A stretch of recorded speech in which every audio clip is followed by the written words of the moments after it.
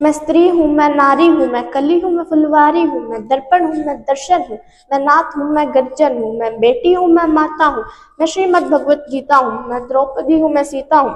पुरुषों की इस दुनिया ने मुझे कैसी नियति दिखलाई, कभी जुए में हार गए, कभी अग्नि परीक्षा दिलवाई।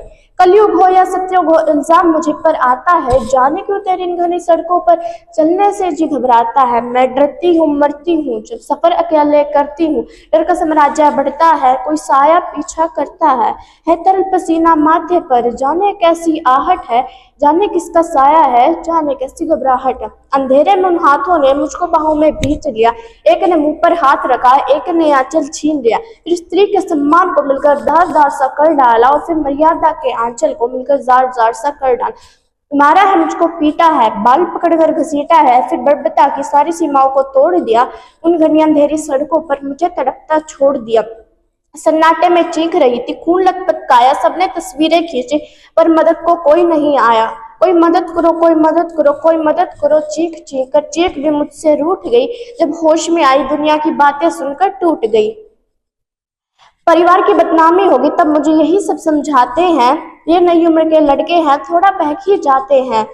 अरे भूल जाओ उसे, ये लड़के बच ही जाएंगे, तुम लड़की हो, दुनिया वाले तुम पर ही प्रश्न उठाएंगे। क्यों निकली थी अकेली रात में, क्या कोई नहीं था साथ में, क्या मेकअप था, क्या गहने थे, क्या तुमने छोटे कपड़े पहने थे। प्रश्नों की इस बुलबुलैया में सच्चाई कहीं छिप ही जाती है। सब भूल जाओ कहने वालों, का तुमको लज्जा नहीं आती है। कैसे भूलूं उन रातों को, मुझको छूते हाथों को, कैसे भूलूं तकलीफों को, कैसे भूलूं चीखों को। मेरे शरीर की चोट तो कुछ दिन में ही भर जाएगी, पर मन की पीड़ा उम्र भर साथ रह जाएगी। सब भूल जाओ, सब भूल जाओ, सब भूल जाओ कहने वालों, याद रखो ये आखिरी गलती आपकी भी हो सकती है। कल सड़क पर बेशुद्ध हालत में आपकी माया बेटी भी हो सकती है, और इस एहसास से बढ़कर कोई और डर नहीं हो सकता।